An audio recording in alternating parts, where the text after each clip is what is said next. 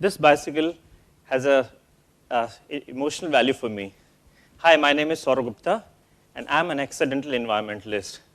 My environmental journey started with a prank. In a corporate job, I was leading a very sedentary lifestyle. I was eating, drinking, and living for the weekend. And you can call me, I was unhealthy, but as in India, they call it healthy. So it was one of those days in the office. I received an email where somebody was congratulating me for participating in a cycling event. At first, I thought it was a spam email because we keep on receiving spam emails every day.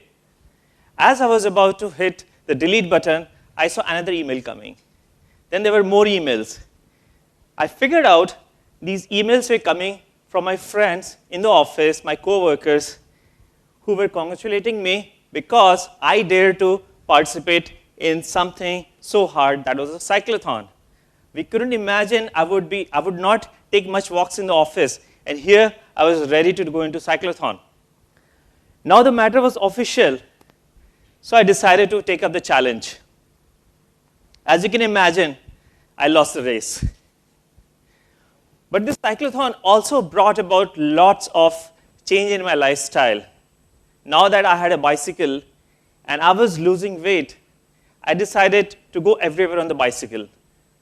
So it was a big shift in the lifestyle. I was moving everywhere on the bicycle, and I was getting not only physically healthy, but mentally also sound. And that's when I decided to quit my corporate job. With a leap of faith, I packed my bicycle on a plane, and I left for Africa. In the next 2 years, I was cycling across different countries in Asia, Africa, and Europe. And back in Mumbai, since I used to live in Powai, and I would have to commute to my work at Colaba, there was a long distance, every day commuted, around 70 kilometers every day. One day, I was fidgeting with my speedometer. It's also called in cycling community, it's called a cyclocomputer. And I realized, I was shocked to see that I had finished 50,000 kilometers. Now, 50,000 kilometers is more than the circumference of the Earth. I started thinking, another set of thoughts started coming to my mind. This is 50,000 kilometers. It will become 1 lakh kilometers. What is the point of accumulating these kilometers? Am I doing something with my life?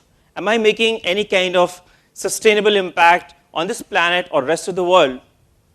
I've grown up in Himalayas, and we used to live in harmony with the nature. The food that we used to eat used to come from the soil, which was enriched with our own compost made from our own food waste.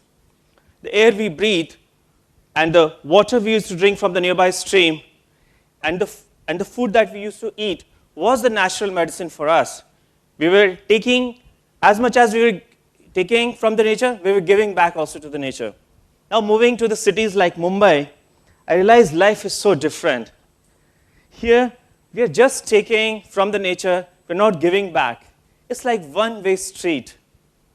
And so different because the exploitation of nature is so extreme that the food we eat, the air we are breathing, and the water we are drinking has become the source of most medical problems. There's so much around us than just these buildings, concrete buildings that we are surrounded with. And I believe that the place we are sitting is a piece of earth, it's a piece of the planet. And if the planet is not healthy, we couldn't be healthy. So with this thought and 20,000 rupees in my savings after all the travel, I decided to launch an organization called Earth 5R. The 5 R's of Earth 5R meant respect, reduce, reuse, recycle, and restore. With few volunteers that joined the organization, we started cleaning the nearby areas. The team had built up, and we were cleaning the beaches across India, around 40 activities done per month. We're cleaning the beaches, rivers, and lakes. You'll ask me, you might be wondering, why cleanup? Why did you start with cleanup? Now, the reason was that cleanup as an activity is easy activity to start. It's one of the most easiest environmental activity to start with. And the results are so visible. Because the changes are fast, people are likely to join you in the organization. And that's what made a huge difference. At one point of time, one of those mornings, I finished my cleanup, and I went to the nearby bin near the Juhu beach to dump all the waste that we had collected from the beach. And I saw a man in rags who was eating from the bin. Let's call him Raghu. Raghu surprised me with a question asked in a very sarcastic manner. उधर से कचरा उठा के इधर डालने का क्या फायदा? Which means, what's the point in shifting the garbage from the beach to the bin? It was a profound question asked by a man who looked to be illiterate and was probably homeless. Provided our education, why couldn't we think about this before? We were shifting literally the garbage from the beach, and it was all going to the landfill. We were cleaning one ecosystem and we were polluting the other ecosystem. I felt defeated, but Raghu's words stayed with me in my heart. Not much later, I was cycling through my neighborhood in Powai, and I came across a woman called Swati Kamble. Swati was one of those women in this nearby slum who had little or no education, and her life didn't have much hopes. She was doing these odd jobs to do, just to carry out with her lifestyle, and I realized that most of the women who were living in this area were also having the same kind of life. I saw piles of textile waste lying around her house, and a lot of garbage was surrounding her house. When we tried to figure out where this entire textile waste was coming, we came to know there was a tailor in the nearby locality. And if some of you have ever visited Mumbai slums near your houses, you must have realized that Mumbai slums don't have a formal waste management system, just like we have in our buildings. We've got housekeeping staff taking our waste, but that doesn't happen in the slums. So this guy would dump all the waste outside. We went to the tailor and we requested him to give us some of the waste clothes, and he was happy to do so. So with help of some of our volunteers, we designed a doll out of this waste cloth that would be, now this doll had to be stuffed with something. So we went to a nearby coffee chain and we requested them to provide us with their coffee waste. Now we stuffed the coffee with coffee waste, and now it's called as coffee dolls. We went to one of the retail stores locally, and the retail guy was very glad to look at these handicrafted dolls, and he said he would be happy to sell them. Very soon we started receiving orders, and we started paying back Swati the money that we were receiving. In a matter of few weeks, Swati was flooded with orders for hundreds and hundreds of dolls, and there was a market. She started getting paid for it, and very soon her house had become a small community center.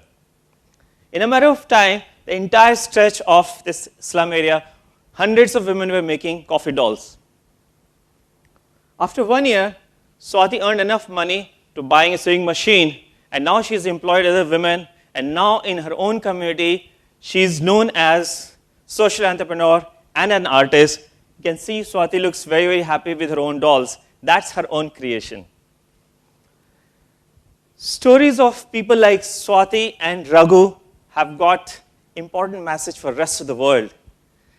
A true change should be sustainable, and it has to touch the lives of those who are most vulnerable in the society. Now that we had understood the waste management from a bit more scientific point of view, we thought that we needed to come up with a model that is more sustainable, a model that is more organized, and it can change more lives in a structured manner. Some of our volunteers, the citizen volunteers, came up with an idea that we should involve citizens and other stakeholders in a local program. This is where a project came which was called as ACT, Action, Collaboration, and Transformation. act global. Now that we had a model, we had to test it somewhere. So there can't be a better area where you yourself are operating. So I live and work from Powai. So we decided to design a module called as ACT Powai, Action, Collaboration, and Transformation for Powai. Now it is very, very important for us, provided the learning from people like Raghu and Swati, to have a structured model and study the problem very, very carefully. So we understood that Powai has got 500 tons of waste going to landfills every single day. Now this includes around 440 kilograms of compostable waste, which is basically the food waste, and around 60 kilograms of plastic and other recyclable waste. For a comparison, this waste equals to the weight of 100 elephants every single day. Powai was also short of 36,000 trees. And 36,000 trees means it's 468,000 oxygen cylinders per year that we are short as a citizens in this locality. Powai also has 140,000 people living without livelihood, people like Swati. And there is a loss of 4.8 billion rupees lost to the GDP to the country. We targeted to solve these problems through our model, and we started working. We started going building to building, and we started talking to people about this problem. People were very happy. We started cooperating. We said the first and the most important thing in order to make use of your waste starts with segregation. Citizens started segregating. Citizens started training citizens, and they started segregating. And now the waste started getting channelized in the right place. We started making compost, which would be given to the farmers. Some of the compost would be given to the women living in the slum who would grow plants, which would be used in our local plantation program to fill the shortage of the plants. And also with this came a model that we learned from Raghu. 1.2 million people are impacted through Earth 5 Hours program all across India in 35 cities, where there is a huge segregation and recycling happening, which is providing livelihood. It's very important. It was very, very important for us to understand as a citizens that the entire thing starts from segregation. Segregation was the key. So now that the model was scaling up, we were able to, within 1 year of the launch of the project, we converted 250 buildings in Powai and around Powai into zero waste buildings. In November 2018, the project was recognized and selected for the first ever Paris Peace Forum.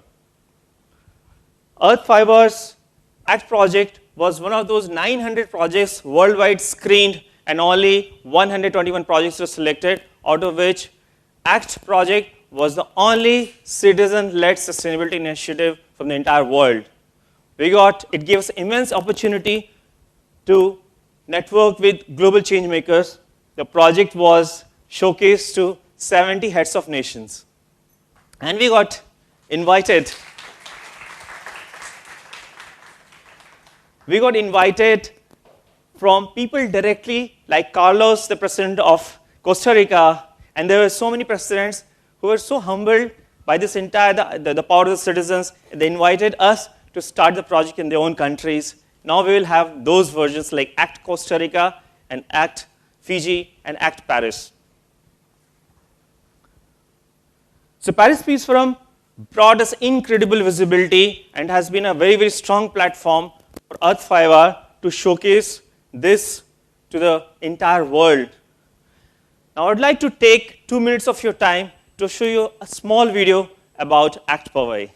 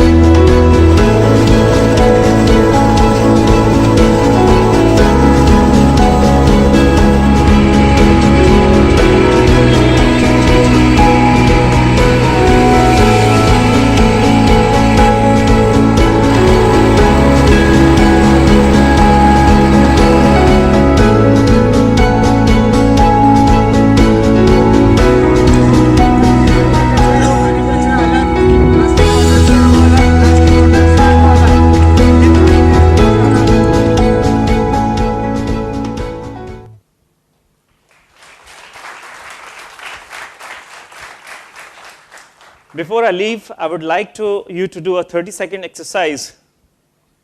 Close your eyes. Now imagine you're sitting in your home.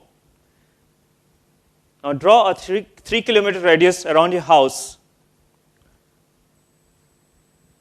Think of 3 problems in this radius that bother you the most.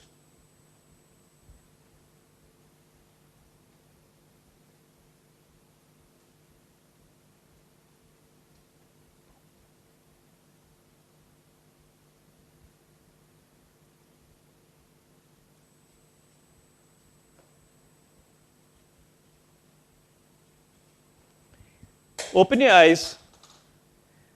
Now, if I had to guess, I would say the 3 things that bothers you the most that came to your mind were probably the traffic that you're surrounded with, piles of garbage on the street, and being surrounded by slums.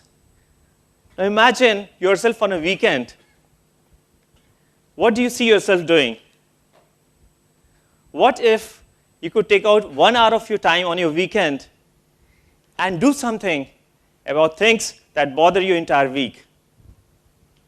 1 hour for something that matters. Thank you.